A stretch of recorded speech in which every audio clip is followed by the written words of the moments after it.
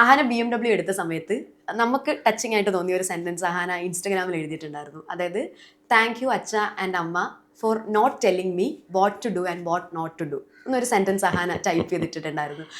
അപ്പോൾ ഒരു ideal parenting അല്ലെങ്കിൽ ഒരു ഗുഡ് പാരന്റ് എന്ന് പറയുമ്പോൾ ഇങ്ങനെ ആയിരിക്കണം, not telling what to do and what not to do എന്നുള്ള ആ ഒരു സ്റ്റേറ്റ്മെന്റ് ഫോളോ ചെയ്യണം എന്ന് തോന്നിയിട്ടുണ്ടോ? അത് നമ്മൾ ജനിക്കുമ്പോഴേ നമുക്ക് ഇത്തരം കാര്യങ്ങളൊന്നും അറിയില്ല. നമ്മുടെ ചുറ്റുവട്ടത്ത് നമ്മളെക്കാൾ മികച്ച രീതിയിൽ ജീവിക്കുന്നവരുണ്ട്, അല്ലെങ്കിൽ കുടുംബം നയിക്കുന്നവരുണ്ട്. അങ്ങനെയുള്ള പലരുമായിട്ട് ഇടപഴകാൻ ജീവിതത്തിൽ നമുക്കൊരു ഭാഗ്യം കിട്ടും.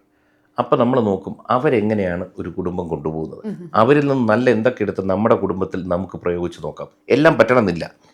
അപ്പോൾ ഞാൻ പലപ്പോഴും നോക്കിയെന്ന് വെച്ച് കഴിഞ്ഞാൽ, ഞാൻ ശരീരം കൊണ്ട് ഇപ്പോൾ എൻ്റെ മക്കൾ എന്നെക്കാൾ പ്രായം കൊണ്ട് ശരീരം കൊണ്ട് ചെറുതായിരിക്കും, പക്ഷെ അവരുടെ അകത്തിരിക്കുന്ന സോളിന് എന്നേക്കാൾ ദൂരം യാത്ര ചെയ്തവരായിരിക്കാം.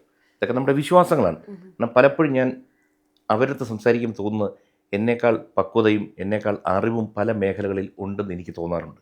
അപ്പോൾ ഞാനാണ് വലുതല്ല, ഞാൻ ചിന്തിക്കുന്നതാണ് ശരിയെന്ന് എനിക്ക് തോന്നിയിട്ടില്ല.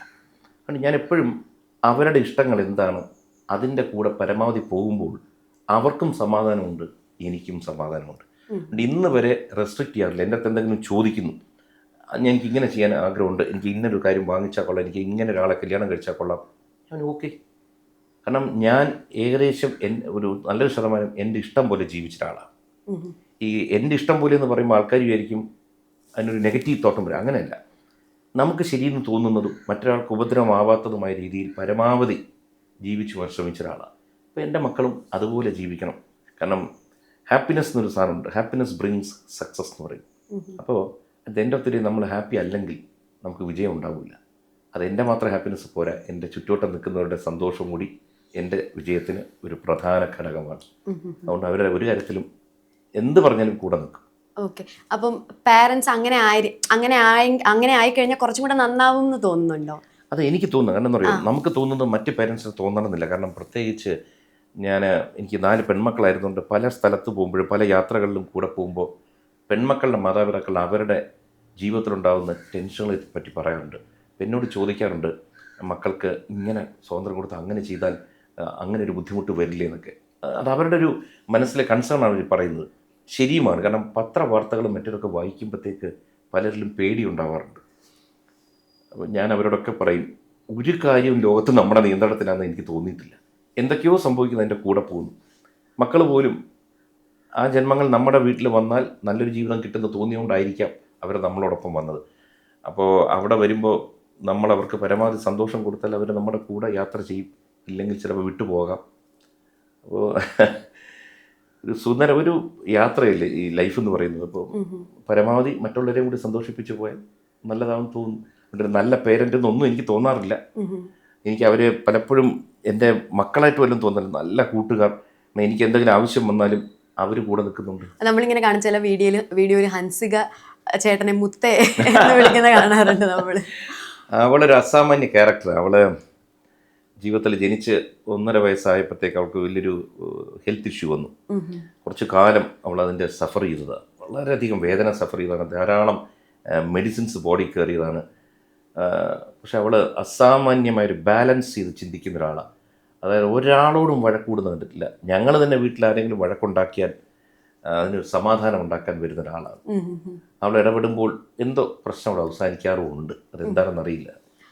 അതുകൊണ്ട് ഞാൻ നേരത്തെ പറഞ്ഞ കാര്യം, പ്രായം കൊണ്ട് ഞാനും അവൾ തമ്മിൽ ഏകദേശം വലിയൊരു വ്യത്യാസമുണ്ടല്ലോ. ഇന്നിപ്പോൾ അവൾക്ക് 20 വയസ്സ്, എനിക്ക് 57, മേ ബി 37 വയസ്സ് വ്യത്യാസമുണ്ട്. പക്ഷെ എൻ്റെ വളരെ മുകളിൽ നിൽക്കുന്ന പോലെ എനിക്ക് തോന്നാറുണ്ട്. പലപ്പോഴും സിന്ധുവിനെ വിളിക്കുന്ന സിന്ധു വിളിക്കുന്നത് ചിലർക്കത് അലോസരപ്പെടുത്തുന്ന രീതിയിലാവും. അത് ഇഷാനി അങ്ങനെയാണ്, എല്ലാവരും അങ്ങനെ തന്നെ വിളിക്കുന്നത്. ഓരോരുത്തരുടെ ഇഷ്ടം അവരുടെ കംഫർട്ടുമാണ്. അല്ല, നമുക്കത് കാണുമ്പോൾ ഒരു ഫ്രണ്ട്ലി പാരന്റൽ വൈബ് പാരന്റ്സ് നല്ല വഴക്കൂടും, ഞങ്ങൾ നല്ല ചീത്ത കൊടുക്കാറുണ്ട്. അതൊക്കെ വേറെ വിഷയം കേട്ടോ. പക്ഷെ ഈ അടുത്ത കാലത്തൊക്കെ അവരങ്ങ് വളരെ പക്വത വന്ന പോലെ നമുക്കൊന്നും ഒരു വഴക്ക് കൂടാനൊരു ചാൻസ് പോലും തരുന്നില്ല. ഇതൊക്കെ ഒരു അനുഗ്രഹമാണ്, അല്ലെ വേറെ ഒന്നുമില്ല, ഭാഗ്യമാണ്. ഇപ്പോൾ ഹൻസികയുടെ കാര്യം പറഞ്ഞപ്പോൾ അതുമായിട്ട് കണക്ട് ചെയ്യാന്നുണ്ടെങ്കിൽ, ഇപ്പോൾ നിങ്ങളുടെ വീട്ടിൽ ചെറിയ കുട്ടി തൊട്ട് യൂട്യൂബ് ചാനൽ ഉണ്ട്. അപ്പം ഫിനാൻഷ്യൽ മാനേജ്മെന്റ് എങ്ങനെയാ? കോളേജിൽ പോകുന്ന കുട്ടിക്ക് അടക്കം ഫിനാൻഷ്യൽ അതായത് അക്കൗണ്ടിലേക്ക് പൈസ വീഴുകയാണല്ലോ വീഡിയോസ് ഇടുന്നതനുസരിച്ച് യൂട്യൂബ് റവന്യൂ വീഴുകയാണല്ലോ. അപ്പോൾ ഒരു ഫിനാൻഷ്യൽ കൺട്രോൾ ഒക്കെ ഉണ്ടോ, എങ്ങനെയാണെന്നൊക്കെ ഉള്ളത്? പാരൻസ് ഇടപെടാറുണ്ടോ? ഫിനാൻഷ്യൽ ഡിസിപ്ലിൻ എന്ന് പറയും. ഡിസിപ്ലിൻ ജീവിതത്തിൽ ഏത് മേഖലയിൽ നമുക്ക് ഒരു അച്ചടക്കം വേണം. അച്ചടക്കം ഉണ്ടെങ്കിൽ കാര്യങ്ങൾ ഭംഗിയാവും. അപ്പോൾ ആദ്യം തന്നെ നമ്മളെപ്പോഴും ഇന്ന് നമുക്ക് ഓഡിറ്റേഴ്സ് ഉണ്ട്, ചാർട്ടേഡ് അക്കൗണ്ടൻസ്, ഇഷ്ടംപോലെ ആൾക്കാരുണ്ട്. അവരുമായി ബന്ധപ്പെട്ട് തന്നെ നമ്മൾ പോകണം. രണ്ടാമത്തെ വിഷയം, വീട്ടിൽ ആരെങ്കിലും ഒരാൾ ഇതിനെ കൺട്രോൾ ചെയ്യണം. ഫോർ എക്സാമ്പിൾ, എപ്പോഴും ഈ മാനേജ്മെൻറ്റ് കാര്യത്തിൽ സ്ത്രീകൾക്ക് അസാമാന്യ കഴിവാണ് പുരുഷന്മാരെക്കാൾ. പുരുഷന്മാർ മോശം എന്നല്ല. അപ്പോൾ വീട്ടിലെ എല്ലാ കാര്യങ്ങളും നിയന്ത്രിക്കുന്നത്, ഫിനാൻഷ്യൽ കാര്യങ്ങൾ നിയന്ത്രിക്കുന്നത് സിന്ധുവാണ്. ഞങ്ങൾ 6 പേരുടെയും കാര്യങ്ങൾ. Plus we have A nice ഒരു ചാർട്ടേഡ് അക്കൗണ്ട് കമ്പനിയുണ്ട്, ഓഡിറ്റിംഗ് കമ്പനിയുണ്ട്. അപ്പോൾ കൃത്യമായി ടാക്സ് അടച്ചു പോവുക, കൃത്യമായി എല്ലാ സംഭവവും റിട്ടേൺസ് ഫയൽ ചെയ്യുക. അങ്ങനെ ജീവിച്ചു കഴിഞ്ഞാൽ, ഒരു ചിട്ടയും ശീലവും തുടക്കത്തിൽ വെച്ച് കഴിഞ്ഞാൽ ഇറ്റ്സ് വെരി സിമ്പിൾ. ഒന്നുമില്ല, ഇത്ര രൂപ വരുമാനം വരുന്നു, അതിൻ്റെ ഇത്ര രൂപ ടാക്സാണ്, അത് കൃത്യമായിട്ട് അടച്ച് എല്ലാത്തിനും റെസീറ്റ് കംപ്ലീറ്റ് നമ്മൾ ഫയൽ ചെയ്ത് സൂക്ഷിച്ച് വെച്ചാൽ ജീവിതത്തിലൊരു ഡിസിപ്ലിൻ ഓട്ടോമാറ്റിക്കലി വന്നോളും. അതുകൊണ്ട് ഫിനാൻഷ്യൽ ഡിസിപ്ലിൻ, ഇതിപ്പോൾ ആര് കേൾക്കുന്നുണ്ടെങ്കിലും കൊച്ചുകുട്ടികളാണെങ്കിലും എല്ലാവരും മനസ്സിലാക്കേണ്ട ഒരു ഫിനാൻഷ്യൽ ഡിസിപ്ലിൻ നമുക്ക് ആവശ്യമാണ്.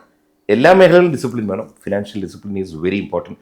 അതിൽ ചെറിയ തകരാറ് വന്നതാണ് മകൾ ദിയയുടെ സ്ഥാപനത്തിലുണ്ടായ പ്രശ്നത്തിൻ്റെ ഒരു കാരണം. എന്ന് വെച്ച് അവിടെ നിന്ന് പണം മോട്ടിച്ചവരെ നല്ലതെന്ന് പറയുകയല്ല, അവിടെ ഒരു ചെറിയ ഡിസിപ്ലിൻ ഇഷ്യൂ ഉണ്ടായി. അതെ, ഇങ്ങനെ ഒരു മാസം കൊടുക്കുവോ, ഇത്ര സ്പെൻഡ് ചെയ്താൽ മതി, ബാക്കി സേവ് ചെയ്യണം, അങ്ങനെയൊക്കെ സിന്ധു ചേച്ചി റൂൾ വെക്കുവോ? അങ്ങനെ യാതൊരു നിയന്ത്രണവും ഇല്ല. കാരണം വെച്ച് കഴിഞ്ഞാൽ നമുക്ക് ചിലവാക്കി വരുമാനം ഉണ്ടാക്കാൻ പറ്റും. അപ്പോൾ ഇതിനകത്ത് നമ്മൾക്കിപ്പോൾ 100 രൂപ വരുമ്പോൾ ചിലപ്പോൾ 60-70 രൂപ വരെ ചില കാര്യങ്ങൾക്കായിട്ട് സ്പെൻഡ് ചെയ്യേണ്ടി വരും. ഇപ്പോൾ ഒരു ഷൂട്ട് പ്ലാൻ ചെയ്യുന്നു. ഇപ്പോൾ അഹാന തന്നെ സ്വന്തമായിട്ടൊരു ഒരു പ്രൊഡക്ഷൻ ഹൗസ് സ്റ്റാർട്ട് ചെയ്യുന്നു.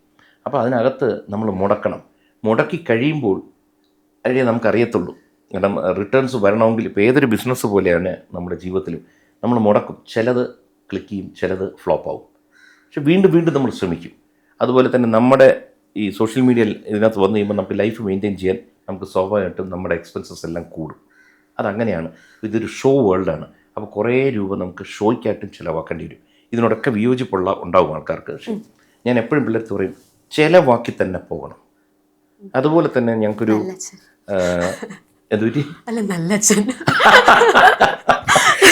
എൻ്റെ വീട്ടിലൊന്ന് കേൾപ്പിച്ചു കൊടുക്കണം. അതുകൊണ്ടല്ല, പ്രത്യേകിച്ച് കോവിഡിന് ശേഷം യൂത്ത് എന്ന് പറഞ്ഞ ഒരു വിഭാഗം, ഇപ്പോൾ ജെൻസീസ് എന്ന് പറയാം. ജെൻസി കഴിഞ്ഞപ്പോൾ ആൽഫയും ബീറ്റയും വന്നു കഴിഞ്ഞു, കാരണം ഓമിയൊക്കെ ബീറ്റയാണ്.